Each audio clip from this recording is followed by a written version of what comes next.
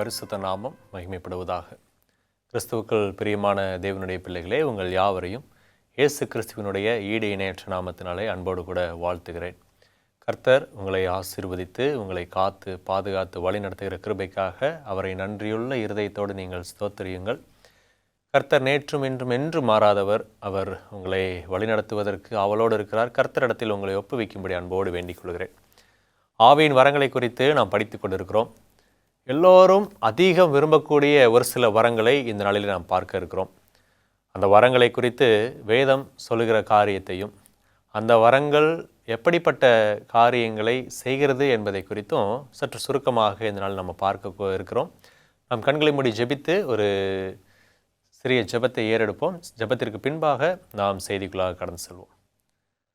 அன்பின் ஆண்டவரே, இந்த வேளையிலும் நீர் எங்களோடு கூட பேசும்.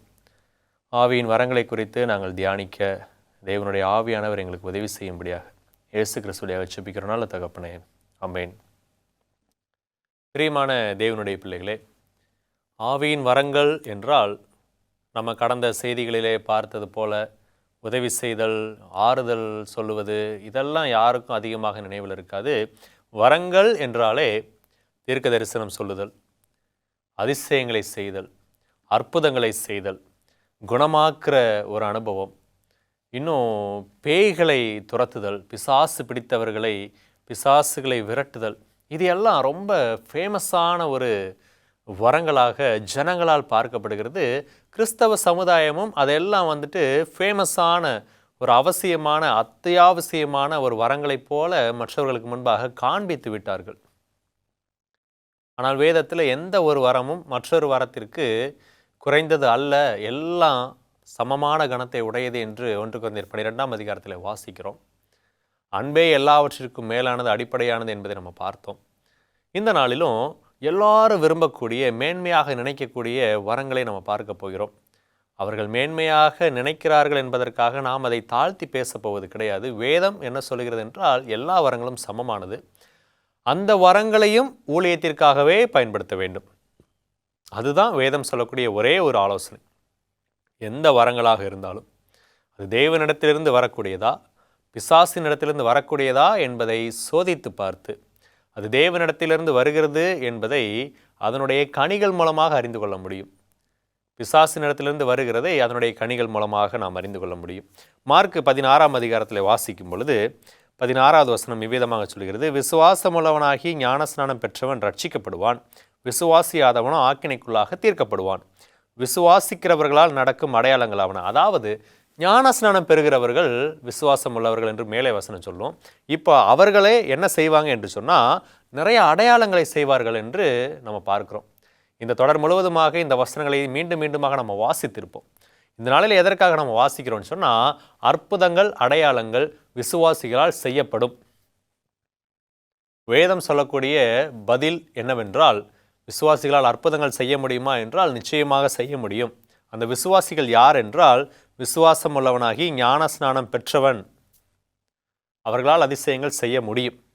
இன்னொரு வசனத்தை நம்ம வாசிக்கலாம். அப்போஸ்தலர் 2ஆம் அதிகாரத்தில் 38வது வசனத்தை நான் உங்களுக்காக வாசிக்கிறேன். அப்போஸ்தலர் 2ஆம் அதிகாரம் 38.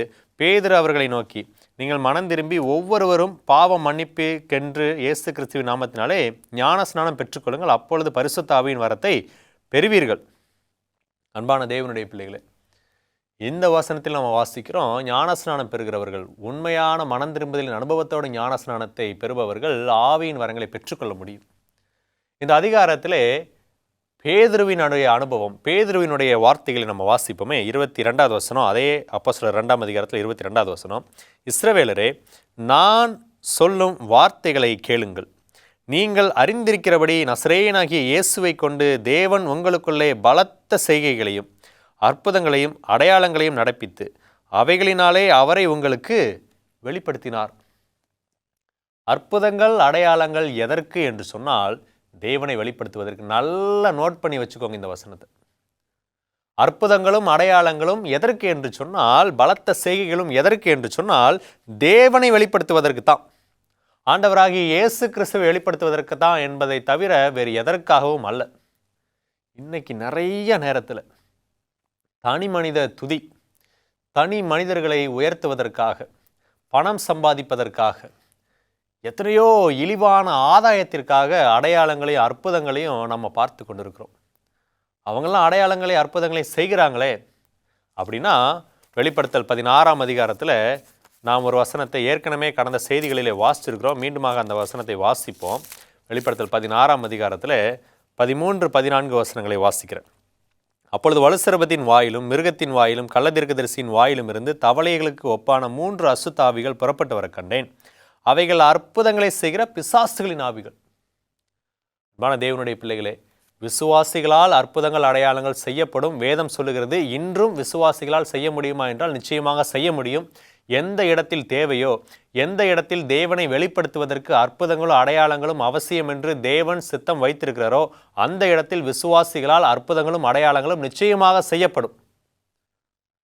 ஆனால் அற்புதங்களும் அடையாளங்களும் மட்டும்தான் எல்லாமே என்று சொல்லக்கூடியவர்களுக்கு வேதம் சொல்லக்கூடிய எச்சரிப்பு என்னவென்றால், அந்த அற்புதங்களையும் அடையாளங்களையும் செய்கிறவர்கள் பிசாசுகளின் ஆவிகள்.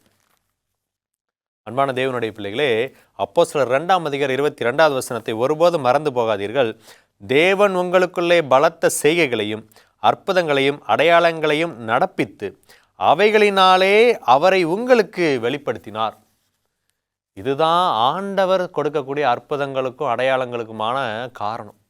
ஆனால் வெளிப்படுத்தல் 16ஆம் அதிகாரத்தில் நம்ம வாசித்தோம் 13, 14 வசனங்களை. அந்த அற்புதங்களையும் அடையாளங்களையும் செய்கிற பிசாசுகளின் ஆவிகள் எதற்கு செய்துன்னு சொன்னால், அவர்கள் தேவனுடைய எதிரான கூட்டத்திற்கு ஆட்களை சேர்ப்பதற்காக அந்த அதிசயங்களையும் அற்புதங்களையும் செய்கிறாங்க. அன்பான தேவனுடைய பிள்ளைகளே, வேதாகமத்திலே அதிசயங்களையும் அற்புதங்களையும் தேவனுடைய ஜனங்கள் செய்தார்கள். மோசே ஏராளமான அதிசயங்களை செய்தார். ஆண்டவர் பயன்படுத்தினார். எதற்கு என்று சொன்னால், அந்த ஜனங்கள், அடிமைத்தனத்திலிருந்து வருகிற ஜனங்கள் தேவனுடைய மகத்துவத்தை அறிந்து கொள்ள வேண்டும் என்பதற்காக. உங்களை அதிசயமான விதத்திலே நடத்தி கூட்டி வந்த தேவன் மிக பெரிய தேவன், நம்முடைய தேவன் பெரிய தேவன், அவரை போல் யார் என்று சொல்லும்படியாக ஜனங்களுக்கு அந்த அதிசயங்களை அற்புதங்களையும் காட்டினார். நீங்கள் அதிசயங்கள் அற்புதங்கள் நடந்த எல்லா இடங்களையும் எடுத்து படித்து பாருங்கள். எந்த ஒரு இடமாக இருந்தாலும் சரி, செங்கடலை பிளந்த அனுபவமாக இருந்தாலும் சரி, மாறாவின் தண்ணீரை மாற்றின அனுபவமாக இருந்தாலும் சரி, இன்னும் எல்லா அனுபவங்களையும் பாருங்க, தேவன் தன்னை வெளிப்படுத்தும்படியாகத்தான் அதை செய்திருப்பார். கண்மலையின் மூலமாக தேவன் பேசின அனுபவம், கண்மலையின் மூலமாக தண்ணீரை கொடுத்த அனுபவம் எல்லாம் தேவனை வெளிப்படுத்துவதற்காக, ஆண்டவராகிய இயேசு கிறிஸ்துவை வெளிப்படுத்துவதற்காக. 1 கொரிந்தியர் 10ஆம் அதிகாரத்தில் வாசிக்கிறோமே, அந்த ஞான கண்மலையின் பானத்தை குறித்தார்கள். அந்த கண்மலை கிறிஸ்துவே. அதிசயங்கள் அற்புதங்கள் எல்லாம் ஆண்டவரை வெளிப்படுத்துவதற்கு மட்டும்தான். அன்பான தேவனுடைய பிள்ளைகளே, எலியாவினுடைய சம்பவத்தை எடுத்து பாருங்க. எலியாவினுடைய நாட்களிலே 3.5 வருடங்கள் மழை இல்லாது இருந்தது. அதிசயம். எலியா ஜெபித்தான், மழை வரல. எலியா ஜெபத்திற்கு பின்பாக மழை வந்தது. ஏன் அந்த அதிசயம்? ஏன் அந்த அற்புதம்? ஜனங்கள் எல்லாரும் பாகாலை பின்பற்றி கொண்டிருந்த போது தேவன் தன்னை வெளிப்படுத்த வேண்டும் என்பதற்காக அந்த அதிசயத்தை அற்புதத்தை எலியா மூலமாக ஏற்படுத்தினார். அதுவும் சாதாரணமாக மழை வரவில்லை. அங்கு என்ன நடக்கிறது என்று சொன்னால், தன்னுடைய ஜெபத்தின் மூலமாக வானத்திலிருந்து அக்கினி இறங்கி வந்து படைக்கப்பட்ட அந்த பலியை பட்சித்து போட்டது. அற்புதம், அடையாளம். என்ன காரணம்னு சொன்னால், தேவனை வெளிப்படுத்துவதற்கு. மோசே தன்னை மேன்மைப்படுத்தவில்லை, எலியா தன்னை மேன்மைப்படுத்தவில்லை. இன்னும் இயேசு கிறிஸ்துவை குறித்து வேதத்தில் வாசிக்கும் பொழுது எத்தனையோ இடங்களிலே அவர் அதிசயத்தை செய்தார். அவர் செய்த எல்லா அதிசயத்திற்கும் காரணம் உண்டு. அவர் செய்த எல்லா அதிசயத்தின் பின்பாகவும் ஒரு பின்னணி உண்டு. அவர் செய்த எல்லா அதிசயங்கள் மூலமாக தேவன் தன்னுடைய குணத்தையும் ரட்சிப்பின் திட்டத்தையும் வெளிப்படுத்தின விதத்தை நம்ம பார்க்க முடியும். அன்பான தேவனுடைய பிள்ளைகளே, இதுதான் அற்புதங்களுக்கும் அடையாளங்களுக்கும் காரணம். இன்னைக்கு அந்த மாதிரியான நோக்கம் 90% மேல் நிறைய இடங்களில் காணப்படவில்லை. அற்புதங்கள் அடையாளங்கள் செய்கிற எல்லாருமே அசுத்தாவிகள்னால செய்கிறாங்க என்று நான் சொல்லவில்லை. வேதம் சொல்லக்கூடிய எச்சரிப்பு என்னவென்றால், அற்புதங்களையும் அடையாளங்களையும் தேவனை வெளிப்படுத்துவதற்காக, மனிதனுடைய மேன்மைக்காக அல்ல. அதை புரிந்து கொள்ள வேண்டும் என்பதற்காகத்தான் இவ்வளவு நேரமாக இதை நான் உங்களுக்கு சொல்லிக் கொண்டிருக்கிறேன். இரண்டாவதாக, தீர்க்க தரிசன வரம். அதிசயங்கள் அற்புதங்களை நம்ம பார்த்தோம். தீர்க்க தரிசன வரம். தீர்க்க தரிசன வரத்தை குறித்து வேதம் என்ன சொல்கிறதுனா, யோவேல் 2:28 நம்ம வாசிக்கிறோம். அதே வசனத்தை அப்போஸ்தலர் 2:17 வாசிக்கிறோம். கடைசி நாட்களில் நான் மாம்சமான யாவர் மேலும் என் ஆவியை ஊற்றுவேன். அப்பொழுது உங்கள் குமாரரும் உங்கள் குமாரத்திகளும் தீர்க்க தரிசனம் சொல்லுவார்கள். உங்கள் வாலிபர் தரிசனங்களை அடைவார்கள். உங்கள் மூப்பர் சொப்பனங்களை காண்பார்கள். இங்கு தீர்க்க தரிசனங்களை குறித்து நம்ம பார்க்கிறோம். அன்பான தேவனுடைய பிள்ளைகளே, தீர்க்க தரிசனங்கள் ஆண்டவர் அனுமதிக்கிறார். தீர்க்க தரிசன வரம் உண்டு. ஆனால் அந்த தீர்க்க தரிசனம் எதன் அடிப்படையில் இருக்கிறது என்பதை நம்ம சோதித்து பார்க்க வேண்டும். அதை ஆண்டவர் நமக்கு எச்சரிப்பாக சொல்கிறார். 1 தெசலோனிக்கர் புஸ்தகம் 5ஆம் அதிகாரத்தில் 20வது வசனத்தை நான் வாசிக்கிறேன். தீர்க்க தரிசிகளை அற்பமா எண்ணாதிருங்கள். தீர்க்க தரிசன வரத்தை அற்பமா எண்ணாதீங்க. தீர்க்க தரிசனம் சொல்றவங்களே அற்பமா எண்ணாதீங்க. ஆனால் எச்சரிப்பு என்னன்னா 21வது வசனம், எல்லாவற்றையும் சோதித்து பார்த்து நலமானதை பிடித்து கொள்ளுங்கள். பொல்லாங்காய் தோன்றுகிற எல்லாவற்றையும் விட்டு விலகுங்கள். 21, 22 வசனங்கள் தான் ரொம்ப முக்கியம். அன்பான தேவனுடைய பிள்ளைகளை, எத்தனையோ நபர்கள் இந்த நாளிலே நான் உங்களுக்காக தீர்க்க தரிசனம் சொல்கிறேன், உங்களுக்கு நாளைக்கு என்ன நடக்க போகுதுன்னு சொல்கிறேன்னு சொல்லுவாங்க. ஆனால் நிறைய நேரங்களிலே விசுவாசத்தை விட்டு வழிவிலகி செய்ய போகிற காரியமாகத்தான் அந்த காரியங்கள் காணப்படும். எது நடந்தாலும் நன்மைக்கு தேவன் கொடுக்கிறது என்று வாழக்கூடிய ஜனங்களை தேவன் ஆசீர்வதிக்கிறார். இங்கு வசனம் மீண்டும் சொல்லுகிறது, நான் வாசிக்கிறேன். எல்லாவற்றையும் சோதித்து பார்த்து நலமானதை பிடித்து கொள்ளுங்கள். பொல்லாங்காய் தோன்றுகிற எல்லாவற்றையும் விட்டு விலகுங்கள். நலமானது என்றால் என்ன அப்படின்னு சொன்னால், ஏசாயா 8:20, வேதத்தையும் சாட்சியாகமத்தையும் கவனிக்க வேண்டும், இவைகளின்படி சொல்லாவிட்டால் அவர்களுக்கு விடியற் காலத்து வெளிச்சம் இல்லை.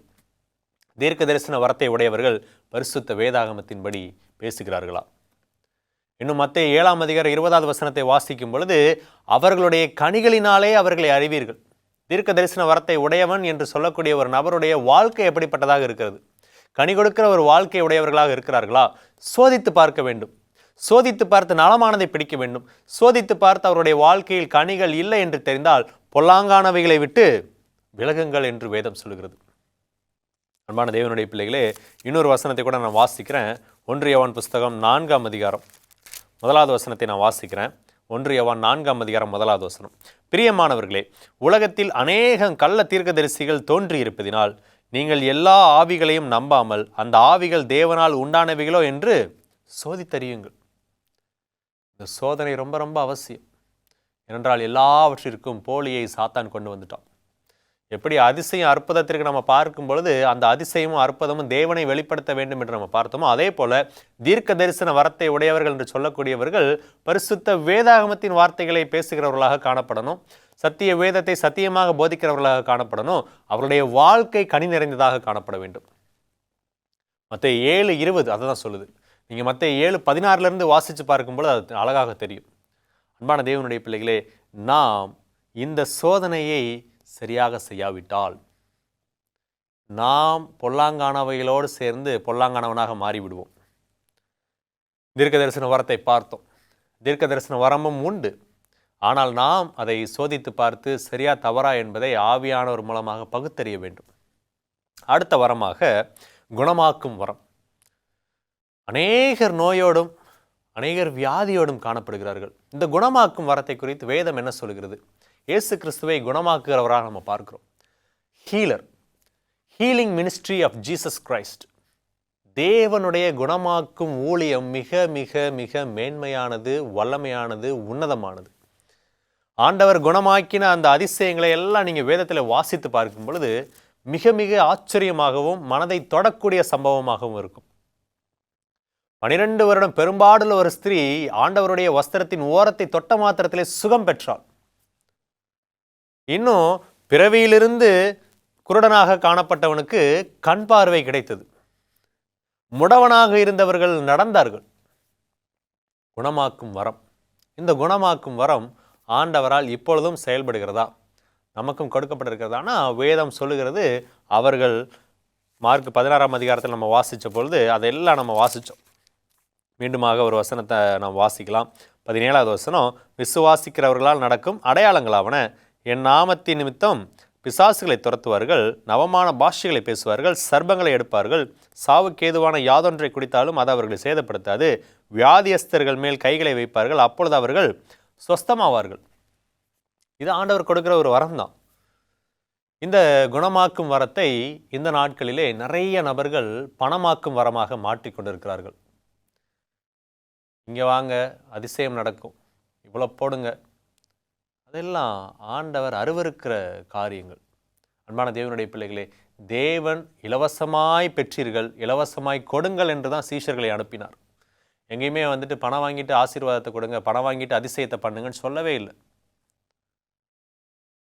எனக்கு அன்பான தேவனுடைய பிள்ளைகளே, குணமாக்கும் வரம் உண்டு. ஆனால் அந்த குணமாக்கும் வரத்தை பிசாசானவன் தவறாக பயன்படுத்துகிறதை நம்ம பார்க்கிறோம். தேவன் தரக்கூடிய ஐஸ்வர்யமே ஆசீர்வாதத்தை தரும், அதனோடு அவர் ஒரு வேதனையும் கூட்டார். நீதிமொழிகள் 10ஆம் அதிகாரத்தில் நம்ம வாசிக்கிறோம். அதே போலதான் தெய்வீக சுகத்தை தேவன் கொடுத்தால் அது நமக்கு ஆசீர்வாதமானதாக இருக்கும். பிசாசுகளின் ஆவிகள் மூலமாக கிடைக்கக்கூடிய அந்த சுகமானது அது சற்றேறக்குறைய சாபந்தான். இப்பொழுது நமக்கு நல்லா இருக்கிற மாதிரி தெரியும், அநேக பிரச்சனைகளை கொண்டு வந்து நிற்கும். ஆனால் குணமாக்கும் வரத்தை குறித்து வேதம் என்ன சொல்கிறது? தேவனுடைய ஜனங்கள் குணமாக்கும் வரத்தை குறித்து வாசிக்கும் பொழுது என்ன கற்றுக்கொள்ள முடியும் என்றால், 1 கொரிந்தியர் 12ஆம் அதிகாரத்திலே 9வது வசனத்தை நான் வாசிக்கிறேன். வேறொருவனுக்கு அந்த ஆவியினாலேயே விசுவாசமும், வேறொருவனுக்கு அந்த ஆவியினாலேயே குணமாக்கும் வரங்களும் என்று வேதம் சொல்கிறது. அப்படின்னா நிச்சயமாக குணமாக்கும் வரம் நமக்கு கொடுக்கப்பட்டிருக்கிறது. அந்த குணமாக்கும் வரத்தை நாம் எப்படி செயல்படுத்த வேண்டும் என்று வேதம் சொல்கிறதுனா, யாக்கோபு புஸ்தகத்தில் 5ஆம் அதிகாரத்திற்கு நம்முடைய கவனத்தை திருப்புவோம். 14வது வசனம், உங்களில் ஒருவன் வியாதிப்பட்டால் அவன் சபையின் மூப்பர்களை வரவழைப்பானாக, அவர்கள் கர்த்தருடைய நாமத்தினாலே அவனுக்கு எண்ணெய் பூசி அவனுக்காக ஜெபம் பண்ண கடவர்கள். 15, அப்பொழுது விசுவாசமுள்ள ஜெபம் பிணியாளியை ரட்சிக்கும், கர்த்தர் அவனை எழுப்புவார். அன்பான தேவனுடைய பிள்ளைகளே, கர்த்தர் எழுப்புவார், கர்த்தர் குணமாக்குவார். நாம் விசுவாசத்தோடு ஜெபிக்க வேண்டும். எல்லா வரங்களையும் பாருங்க, விசுவாசத்தோடு கேட்கும் பொழுது நிச்சயமாக கிடைக்கும். அந்த இடத்திலே அந்த வரம் தேவை என்றால் நிச்சயமாக ஆண்டவர் கொடுப்பார். இயேசு கிறிஸ்து வாழ்ந்த காலத்தில் எத்தனையோ நபர்கள் மரித்தார்கள். இயேசு கிறிஸ்து வாழ்ந்த காலத்தில் எத்தனையோ நபர்கள் பலவீனத்தோடு இருந்தார்கள். இயேசு கிறிஸ்து வாழ்ந்த காலத்தில் எத்தனையோ நபர்கள் வியாதியஸ்தர்களாக இருந்தார்கள். ஆனால் எல்லாருக்கும் ஆண்டவர் சுகத்தை கொடுத்தாரானா, எந்த இடத்தில் தேவனுடைய சித்தம் வெளிப்பட வேண்டும் என்று அவர் நினைத்தாரோ, எந்த இடத்தில் அதிசயங்கள் அற்புதங்கள் தேவை என்று தேவனுடைய சித்தமாக இருந்ததோ அந்த இடத்தில் மாத்திரம் அவர் அதை செய்தார். இன்னைக்கு யாரெல்லாம் அதிசயங்கள் அற்புதங்கள் நடக்கல, குணமாக்கும் வரங்கள் நடக்கலன்னு சொல்றாங்களோ, ஆண்டவரை அவர்கள் அதே கேள்விதான் கேட்டிருப்பார்கள், ஆண்டவருடைய காலத்தில் இருந்திருந்தாலும். அன்பான தேவனுடைய பிள்ளைகளே, குணமாக்கும் வரம் உண்டு. விசுவாசத்தோடு ஜெபிக்கும் பொழுது நிச்சயமாக அந்த குணமாக்கும் வரத்தை நாம் நம்முடைய கண்களால் பார்க்க முடியும். அநேக நபர்கள் விசுவாசம் உள்ளவர்களாக ஜெபித்து பிணியாளிகளை ஆண்டவர் ரட்சித்தார் என்கிற சாட்சியை நம்ம கேட்டிருக்கிறோமே, நம்முடைய வாழ்க்கையிலும் பார்த்திருக்கிறோமே. மற்றவர்களை ஏன் நம்பி ஓட வேண்டும், நாடி தேட வேண்டும்? தேவனை நாடுங்கள், தேவன் உங்களுக்கு குணமாக்கும் வரத்தை கொடுப்பார். அன்பான தேவனுடைய பிள்ளைகளே, பிசாசுகளை ஓட்டுகிற வரம், இந்த பிசாசுகளை ஓட்டுகிற வரம் இப்போ ரொம்ப ரொம்ப ரொம்ப முன்னணியில் இருக்கக்கூடிய ஒரு வரமாக மக்களால் பார்க்கப்படுகிறது. எங்கே பார்த்தாலும் பிசாசு பிடிச்சிருக்கு, எங்கே பார்த்தாலும் பேய் பிடிச்சிருக்கு. அன்பான தேவனுடைய பிள்ளைகளே, பிசாசுகளை ஓட்டக்கூடிய அனுபவத்தை குறித்து நம்ம வேதத்தில் வாசிக்கிறோம். பிசாசுகளை துரத்துகிறது அந்த மார்க் 16ஆம் அதிகாரத்தில் நம்ம வாசிக்கிறோம். மார்க் 16ஆம் அதிகாரத்தில் மீண்டுமாக அந்த வசன பகுதியை நம்ம எடுத்துக்கொள்வோம். அதில் வாசிக்கும் பொழுது 17வது வசனம் சொல்கிறது, என் நாமத்தினாலே பிசாசுகளை துரத்துவார்கள். உண்மைதான், பிசாசுகளை துரத்துகிற அனுபவம் ஆண்டவர் நமக்கு கொடுத்திருக்கிற ஒரு வரம். அப்போஸ்தலர் நடபடிகள் புஸ்தகத்தில் ஒரு அதிகாரத்தில் நம்ம ஒரு பகுதியை வாசிப்போம். அப்போஸ்தலர் 16ஆம் அதிகாரத்தில் 16வது வசனத்திலிருந்து நான் வாசிக்கிறேன். நாங்கள் ஜெபம் பண்ணுகிற இடத்துக்கு போகையில் குறி சொல்ல ஏவுகிற ஆவியை கொண்டிருந்து குறி சொல்லுகிறதுனால் தன் எஜமான்களுக்கு மிகுந்த ஆதாயத்தை உண்டாக்கின ஒரு பெண் எங்களுக்கு எதிர்பட்டாள். அவள் பவுலையும் எங்களையும் பின்தொடர்ந்து வந்து, இந்த மனுஷர் உன்னதமான தேவனுடைய ஊழியக்காரர், ரட்சிப்பின் வழியை நமக்கு அறிவிக்கிறவர்கள் என்று சத்தமிட்டாள். இப்படி அநேக நாள் செய்து கொண்டு வந்தால் பவுல் சினம் கொண்டு திரும்பி பார்த்து, நீ இவளை விட்டு புறப்படும்படி இயேசு கிறிஸ்துவின் நாமத்தினாலே உனக்கு கட்டளையிடுகிறேன் என்று அந்த ஆவியுடனே சொன்னான். அந்நேரமே அது புறப்பட்டு போயிற்று. அன்பான தேவனுடைய பிள்ளைகளே, இயேசு கிறிஸ்து எத்தனையோ இடங்களிலே பிசாசுகளை துரத்தியதை நம்ம பார்த்துக்கிறோம். லேகியோனை துரத்தினதை, பன்றிகளுக்குள்ளாக அனுப்பினதை நம்ம பார்த்துக்கிறோம். இங்கு அப்போஸ்தலனாகிய பவுல் அதை செய்ததை நம்ம பார்க்கிறோம். நம்மாலும் பிசாசுகளை துரத்த முடியும். ஆவியின் வரத்திலே பிசாசுகளை துரத்துதலும் ஒன்று. இன்றும் அசுத்த ஆவிகள், நம்ம எபேசியர் 6ஆம் அதிகாரத்தை வாசிக்கும் பொழுது நமக்கான போராட்டம் யாரோடு நடக்கிறது என்று வசனம் சொல்கிறது. 11வது வசனம், நீங்கள் பிசாசின் தந்திரங்களோடு எதிர்த்து நிற்க திராணியுள்ளவர்கள் ஆகும்படி. 12வது வசனம் சொல்கிறது, ஏனெனில் மாம்சத்தோடும் இரத்தத்தோடும் அல்ல, துரைத்தனங்களோடும் அதிகாரங்களோடும் இப்பிரபஞ்சத்தின் அதிகார லோகாதிபதிகளோடும் வான மண்டலங்களில் உள்ள பொல்லாத ஆவிகளின் சேனைகளோடு நமக்கு போராட்டம் உண்டு. அன்பான தேவனுடைய பிள்ளைகளே, இப்படிப்பட்ட போராட்டம் நிறைந்த உலகத்திலே பிசாசுகளினுடைய ஆதிக்கம் சில நபர்களுடைய வாழ்க்கையை பிடித்திருக்கிறதை நம்மால் பார்க்க முடிகிறது. அது உண்மைதான். மரித்தவர்கள் திரும்பி வருவது கிடையாது. மரித்தவர்களைப் போல பிசாசு அசுத்த ஆவிகள், அதாவது விழுந்து போன தூதர்களாக லூசிஃபரோடு பூமியில் தள்ளப்பட்டவர்கள், அவர்கள் அப்படிப்பட்ட கிரியைகளை செய்கிற அசுத்தாவிகளாக காணப்படுகிறார்கள். அவர்களை துரத்தக்கூடிய வல்லமையையும் சத்துவத்தையும் பலத்தையும் தேவன் நமக்கு கொடுத்திருக்கிறார். எபேசியர் 6ஆம் அதிகாரத்திலே வாசிக்கும் பொழுது 10வது வசனம் சொல்கிறது, கடைசியாக என் சகோதரரே, கர்த்தரிலும் அவருடைய சத்துவத்தின் வல்லமையிலும் பலப்படுங்கள். அப்படி பலப்படக்கூடியவர்கள் பிசாசுக்கு எதிர்த்து நிற்க முடியும். அன்பான தேவனுடைய பிள்ளைகளே, நாம் பிசாசுக்கு எதிர்த்து நிற்கிறவர்களாக காணப்பட வேண்டும். யாக்கோபு 4ஆம் அதிகாரம் சொல்கிறது 7வது வசனம், ஆகையால் தேவனுக்கு கீழ்ப்படிந்திருங்கள், பிசாசுக்கு எதிர்த்து நில்லுங்கள், அப்பொழுது அவன் உங்களை விட்டு ஓடி போவான். பிசாசுகளை துரத்துகிற அனுபவம், பிசாசுகளை துரத்துகிற வரம் ஒரு சில நபர்களுக்கு மட்டும்தான் கொடுக்கப்பட்டிருக்கிறது. அவங்கள்ட்ட தான் தேடி போய் வாங்கணுமா? கிடையாது. நீங்கள் ஜெபியுங்கள். கர்த்தரிலும் அவருடைய சத்துவத்திலும் பலத்திலும் வல்லமையிலும் நீங்கள் பலப்படுங்கள். இங்கு வசனம் சொல்கிறது, பிசாசுக்கு எதிர்த்து நில்லுங்கள், அப்பொழுது அவன் உங்களுக்கு ஓடி போவான் என்று சொல்லி. அன்பான தேவனுடைய பிள்ளைகளே, தேவன் இந்த வரங்கள் எல்லாவற்றையும் நமக்கு கொடுத்திருக்கிறார். இந்த வரங்கள் எல்லாவற்றையும் நம்மால் பயன்படுத்த முடியும். இந்த வரங்கள் எல்லாவற்றின் மூலமாக தேவன் சாதிக்க நினைப்பது ஒன்றுதான், ஜனங்களுக்கு சத்தியம் சென்றடைய வேண்டும், ஜனங்களுக்கு தேவன் வெளிப்படுத்தப்பட வேண்டும். எந்த ஒரு தனி மனிதனை புகழ்ச்சிக்கு கொண்டு செல்வதோ, பணம் சம்பாதிக்க வைப்பதற்காகவோ, அவனுக்கு என்று ஒரு கூட்டத்தை ஏற்படுத்துவதற்காகவோ ஆண்டவர் எந்த வரங்களையும் கொடுக்கவில்லை. ஒருவேளை அப்படிப்பட்ட காரியங்களை செய்கிறவர்களாக இருப்பார்கள் என்று சொன்னால் அவர்களுக்கான எச்சரிக்கையாக யாக்கோபு 3ஆம் அதிகாரம் சொல்கிறது 13வது வசனம், உங்களில் ஞானியும் விவேகியுமாய் இருக்கிறவன் எவனோ அவன் ஞானத்திற்குரிய சாந்தத்தோட தன் கிரியைகளை நல்ல நடக்கையினாலே காண்பிக்க கடவன். உங்கள் இருதயத்திலே கசப்பான வைராக்கியத்தையும் விரோதத்தையும் வைத்தீர்களானால் நீங்கள் பெருமை பாராட்டாதிருங்கள், சத்தியத்திற்கு விரோதமாய் பொய் சொல்லாமலும் இருங்கள். இப்படிப்பட்ட ஞானம் பரத்திலிருந்து இறங்கி வருகிற ஞானமாயிராமல் லௌகீக சம்பந்தமானதும் ஜென்ம சுபாவத்திற்குரியதும் பேய்த்தனத்துக்கு அடுத்ததுமாக இருக்கிறது.